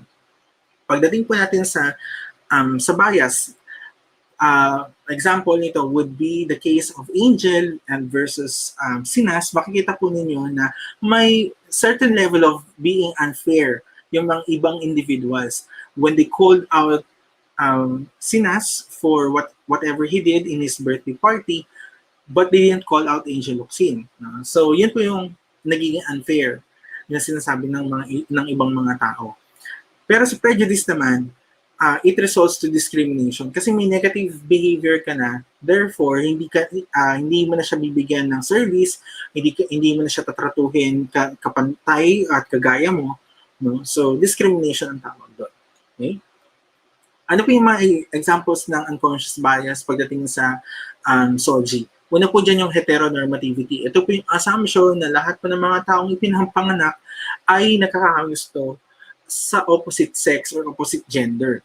No, kasama na rin po dito yung mga iba pang mga social status na nakakabit doon sa idea na yan. Kagaya na lang ng marriage. No? So dahil nag-a-assume tayo na lahat ng mga tao ay nagkakagusto to the opposite sex, therefore the marriage automatically is for opposite sex only. So yun po ay isang klase ng unconscious bias. Okay, heteronormativity po ang tawag dyan kapag in-apply natin yan sa konsepto ng sociology o sa paningin sa societal level.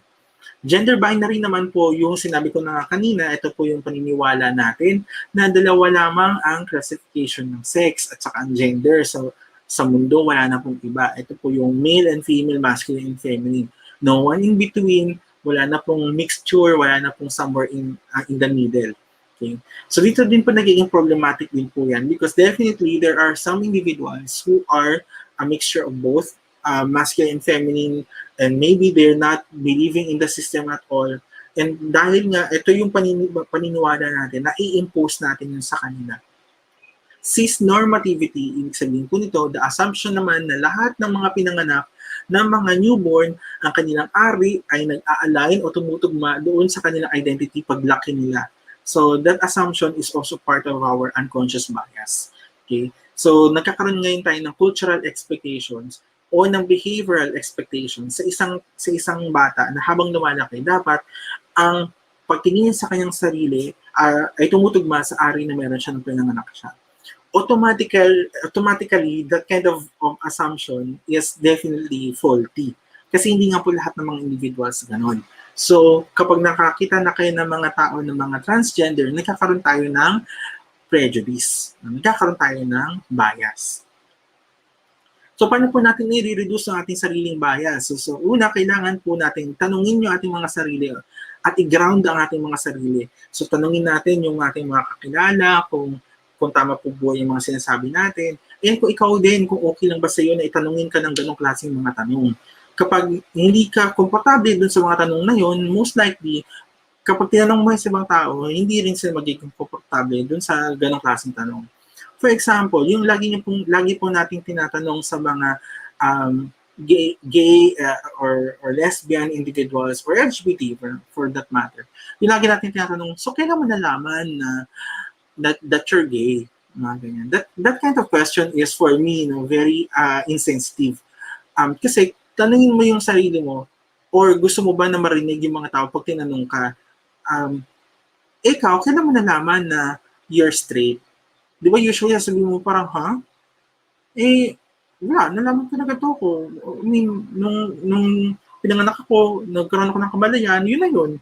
So eventually, yun din yung sagot ng mga LGBTQIA individuals. Most likely, they also know who they are when they found out about themselves, di ba? So, if you find it weird for you to answer that question, then don't ask that question. So, personal bias.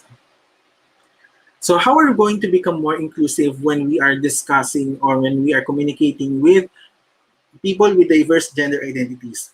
Una po sa lahat, pwede po ninyong i-attach yung inyong mga pronouns after your name. Sa mga emails ninyo, sa mga social media accounts ninyo, lagyan niyo na siya ng preferred pronoun ninyo. So bakit importante yun? Kasi binibigay mo na yung identity mo sa ibang tao para hindi ka ma-misgender. So hindi ka nila tawagin sa ibang pangalan o tawagin ka sa ibang pronoun na hindi naman yun yung kinikilala mo. Okay? Pangalawa is, if hindi ka sure sa gender, sa mga pronouns na gagamitin, tanungin natin sila. Diba, pag nakakita po tayo ng mga trans individuals at hindi tayo sure kung ano yung itatawag natin sa kanila, it's best for you to ask them their names, kung ano po yung mga nickname nila o ginagamit nilang pangalan, preferred names nila, and ano po yung mga pronouns na ginagamit nila. And pag sinabi po nila na may preferred pronouns are feminine, then you call that person using the feminine pronouns. Again, kung babalik na rin po natin ng sitwasyon, ayaw mo din na tawagin ka ng ibang tao sa isang pronoun na hindi mo naman yun kinikilala. And ito usually sinasabi ko to lagi sa mga heterosexual people na parang, why will I call you dun sa pronoun na gusto mo? So ang gagawin ko, tatawagin ko siya sa pronoun na hindi niya kinikilala. Tapos magiging uncomfortable na siya. Parang, bakit mo ko tinatawag ng ganyan? Hindi naman ako her, I'm a him. Exactly the point. So since you say that you're a him, but I insist in calling you a her, you will feel bad about it, di ba? So, magagalit ka, maiinis ka, definitely ganun din yung nararamdaman nila. So, if you're not so sure about using the pronouns, ask them what pronouns to use. Okay? And call them by the names that they use. Okay? And ano pa yung pwede natin gamitin? Ano ba sa mga policies naman, pag sumusulat po tayo ng mga office documents, any types of policy or communication, instead of just saying he/she, pwede po natin gawing he/she/they. Or pwede din natanggalin natin he and she at gawin natin they. Ibig sabihin na mas plural, ibig sabihin kinikilala natin lahat ng individuals regardless of their gender identity and sexual orientation. Okay? So yan. And pagdating pa natin sa pagko-communicate, importanteng alamin po natin na ang kanilang expression, ito po yung circle number 3 na makikita po ninyo, hindi yan automatically nagre-represent ng kanilang identity kung sino sila sa loob. Dahil nga, hindi lahat ng individuals are comfortable of actually expressing themselves out.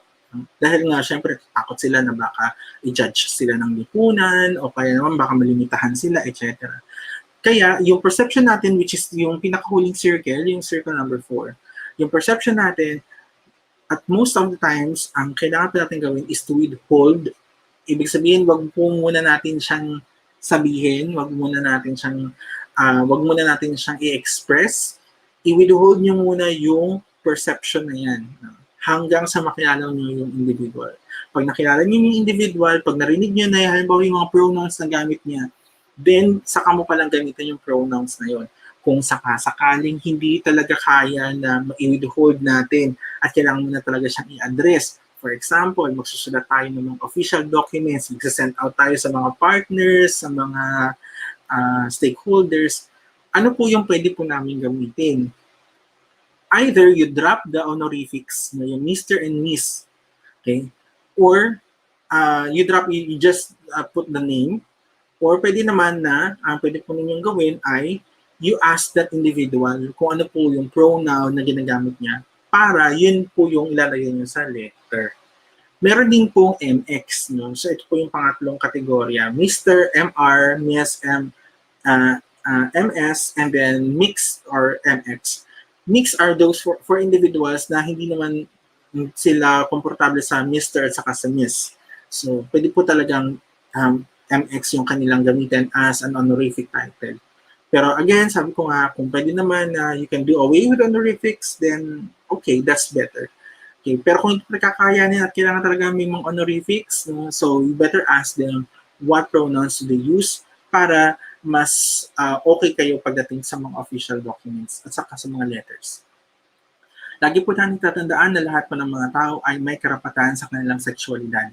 Lahat po tayo ay may karapatan na i-express ang ating mga sexual orientation at gender identity at hindi po tayo ma-discriminate at ma-stigmatize. No? Pero sa karapatan na po na ito na nakalagay at nakasaad sa Universal Declaration of Human Rights, alam din po natin na marami pa rin pong mga kaso ng mga stigmatization and discrimination against individuals na iba ang kanilang sexual orientation at gender identity sa iba pang mga individuals. Therefore, it's important for us to fight for that right and to protect them. And pag tinignan po natin sa Yogyakarta Principles, no, ito po yung 2005 na document na kung saan ang Pilipinas ay isa sa mga signatories. Ito po ang mga iba't ibang mga karapatan ng mga LGBTQIA and mga tao na maproteksyonan on the basis of the sexual orientation and gender identity. So pwede po natin yung gamitin, pwede niyo po yung search online para kapag kayo po ay meron po ginagawa mga projects or mga programs, balikan niyo po yung Yogyakarta Principles. Pag tinignan naman po natin yung mga anti-discrimination ordinances, no, at the LG level, makikita niyo po na 6 lamang out of 81 provinces, 24 out of 146 cities, 2 out of 1,488 municipalities, and 3 out of 42,000 barangays. Ang meron pong mga ordinances that protect individual from being discriminated on the basis of the sexual orientation and gender identity. Ibig sabihin nun, we have a lot of work to do. We need to keep campaigning. We need to work with a lot of leaders and to encourage these leaders to become advocates, you know, for protecting individuals based on their sexual orientation and gender identity. Pagka pinaproteksyonan po natin ang mga individuals based on their sexual orientation and gender identity, hindi lamang mga LGBTQIA ang ating mga pinaproteksyonan. We are protecting even yung mga heterosexual women and heterosexual men. Kasi meron din silang sexual orientation and gender identity at meron din silang gender expressions, di ba? So, kailangan maging parte po ito ng ating platform, campaign platform in the upcoming 2022 elections. We need to encourage, we need to advocate a lot of these leaders running for office to take this issue very closely. Kasi nga, nakikita po natin na ang konti lamang ng mga areas na kung saan pinoproteksyonan sila. Maaring you're protected in, for example, in Manila, which is very recently lang, 2020 sila naglabas ng policy niya. No? Pero paglabas mo ng Manila, in other parts, no, you are not protected anymore. Okay? And even in some cities na kung saan ay may city ordinance na, for example, Quezon City, may city ordinance na on protecting LGBTQIA, protecting individuals, not to be discriminated based on their sexual orientation and gender identity. Meron pa rin mga cases na nangyayari within their city. So, ibig sabihin nun, kahit na meron ng batas, meron ng polisiya, meron pa rin nangyayaring mga cases at na-violate pa rin siya. Therefore, we still need to campaign and monitor the implementation of these policies. So paano po natin ika-campaign ang diversity and inclusion, lalo na po papalapit na ang ating national elections? Una po dito, we need to have a firm participation within the LGBT community. So ito lagi natin sinasabit mini-mention na there should be a united front of the community. And sadly, makikita po natin na ang some members of the community, sila din yung nag-i-stigmatize at nag-discriminate ng kanilang mga kasapi sa komunidad. And that's the reality. Ibig sabihin nun, lahat ay meron talagang mga biases. No? Lahat ay meron mga prejudice. Lahat ay merong mga stereotypes na kailangan pang i-work out. No? Kahit sa loob ng LGBTQIA, meron pa rin mga stigma and discrimination na nagaganap. So, kailangan magkaroon ng isang firm participation yung LGBT community with different stakeholders para masulong yung mga programa, polisiya at mga proyekto na nagpo-protect doon sa mga people with various sexual orientation and gender identity. Pangalawa, dapat magkaroon ng mga specific na mga activities geared towards protecting the rights of LGBTQIA individuals. Pangatlo, dapat ay nakikita po sa mga polisiya, sa mga different materials, no, yung inclusion ng LGBTQIA. Hindi lang dapat sa batas, dapat kahit sa mga simple na mga office orders, sa simple na mga yung portrayal sa media, dapat pinapakita natin yung diversity. Hindi lamang fix lang yung mga makikita natin. Kaya, for example, yung The Rise of Boys Love series dito sa Pilipinas, bakit yung mga ibang individuals nagsasabi na, ano ba yan? Ang dami-dami naman ng mga boys love na yan, mga ganyan. It's because dati hindi ka naman nagrereklamo dahil ang nakikita mo lang lagi are those na opposite sex at nasanay ka doon. Ngayon, may nakikita ka na ibang bagay para sa'yo, malaking malaking issue na agad siya, di ba? So, yun po yung sinasabi natin na part din yan na pinagagalingan natin ng mga prejudice. Okay? And of course, we have to communicate diversity. So, whenever we talk about policies, whenever we talk about programs, we need to make sure na lahat kasama. Kaya, for example, yung approach ng Philippines dito sa pandemic response, so COVID-19 response, kailangan klaro din yung COVID-19 response for people who are LGBTQIA. Dahil may mga issues, specifically yung community or grupo ng tao na yan, at kailangan tugunan yan. Pero one thing na mapapansin po ninyo, hindi siya ganun ka identified in our COVID-19 response. Hindi siya na exemplified. Wala siya sa dokumento, wala siya sa approach, wala siya anything. So, yan yung mga bagay na kailangan tayo i-work out. And of course, kailangan may commitment from the leadership. So, we need to make our leaders accountable. Lalo na yung mga iboboto natin sa eleksyon, napakahalaga na i-make natin sila accountable of their campaign promises. Yung sinasabi nila na, tutugunan namin yung mga issue ng LGBTQIA. There are a lot of individuals who are going to say that because they just wanted the vote of the community. Pero once that they're voted and they're in office, wala na. Hindi na natin sila mahagilap, hindi na sila maramdaman. We need to make them accountable with their campaign promise. And kapag hindi sila nag-fulfill ng campaign promise na yun, we need to call them out. So napakahalaga na we need to tell them that you did not fulfill your promise. And therefore, if you are running for office in the next election cycle, we are going to campaign against you.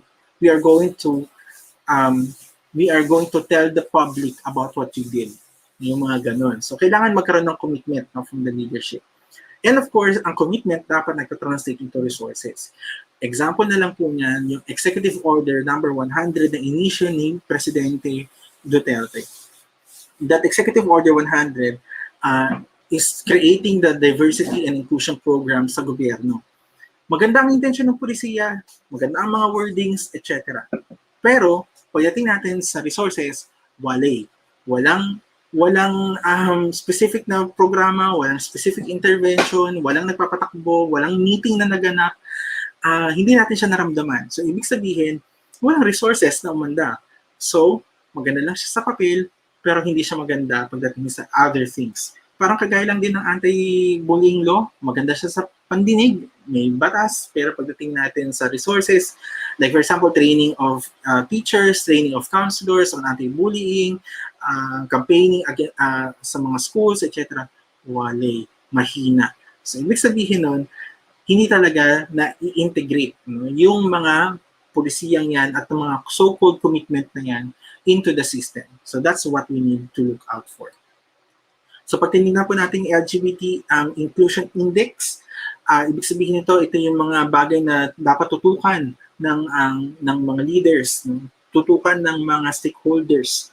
At saka lalo na kung magkakaroon po tayo ng national elections, ito po yung dapat nating hingiin at i-monitor sa mga tatakbo at susuportahan ng LGBTQ community. Una po dyan, economic well-being. So dapat tinitignan ang income disparities, no? Hindi pagkapantay-pantay na bayad sa mga LGBTQ individuals at saka dun sa iba pang mga tao.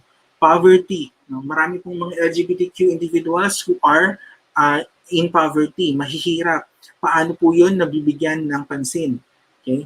And sino po yung mga nakaka-experience ng discrimination based on their work sa mga batas? No? Economic well-being din po yan, part yan ng LGBTQI Inclusion Index. Pangalawa, political and civic participation.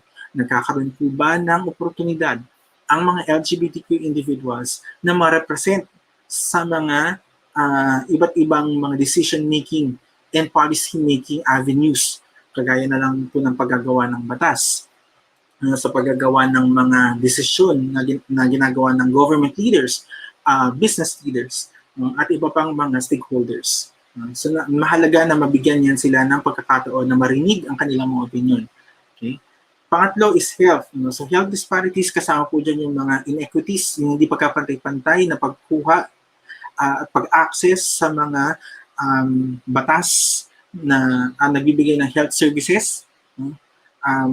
And yung pathologization, ibig sabihin yung pag-identify na yung kabakalaan o yung kalesbiyanahan, pagiging transgender ay isang sakit, dapat tanggalin na po yun kasi naglabas na po ang Philippine Psychological Association, naglabas na po ang lahat ng mga major psychological associations na hindi po siya mental disorder, hindi po siya sakit. Therefore, dapat hindi din po siya ma-pathologize. So, and then ang pinakahuli is personal security and violence. So, kailangan maproteksyonan ang mga LGBTQIA individuals against harassment, against violence, and against hate crimes. So, yan po yung mga apat na pwede pong tutukan ng mga gustong kumandidato at magiging leader pa natin sa susunod na 2022 elections. Kaya mahalaga na magkaroon din ng isang representasyon ang LGBTQIA community, no? Dahil ito yung mga bagay na kailangan tutukan, ang dami pong dapat gawin. Okay? So at dahil dyan po lang, hanggang lang po muna tayo. Marami pa po tayong mga pag-uusapan. Siguro baka may mga katanungan kayo na pwede kong masagot. Maybe si Pastor si Reverend will actually help us get some of those questions kung meron man. So yun lamang po. Maraming salamat.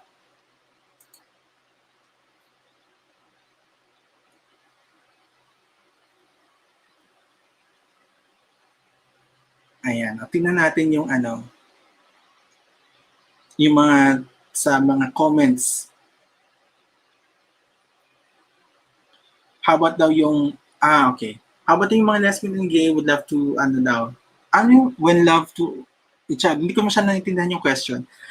Paano daw po ba yung halimbawa kapag ng cases na halimbawa nagkagusto yung isang lesbiana sa isang bading, ganon, sa isang homosexual? Okay, well, no judgment if they love each other, di ba? Ayan. Meron pa po ba mga katanungan bago po tayo magtapos for today? Tingnan natin sa mga comments kasi hindi ko monitor yung mga questions. Okay. So kung wala na po tayong mga katanungan, may magpapa-shoutout lang po sa mga nasa Untitled Chapter ng LGBTQ community. Hello everyone there. Hello everyone sa mga nakikinig po ngayon. Maraming salamat sa pakikinig. At nawa ay may natutunan po kayo sa ating pong orientation on sexual orientation and gender identity and gender expression. So, Muling makita-kita po tayo at kung may mga katanungan kayo, huwag po kayong mag-atubili mag-post sa LGBTQ party list na page at pwede po namin sagutin po yun doon. Okay? So magkita-kita po tayong muli. Maraming po salamat sa inyong oras. Ako po si Alvin at magandang gabi.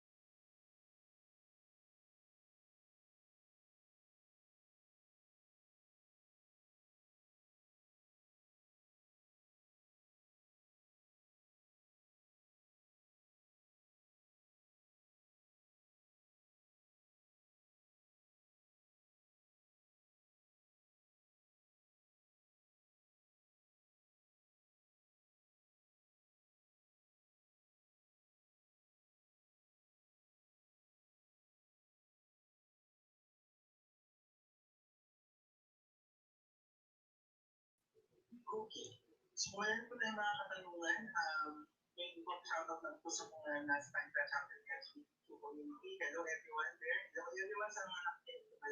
Maraming salamat sa pakikinig. At nawakan nila po kayo sa ating pong orientation session orientation and gender expression.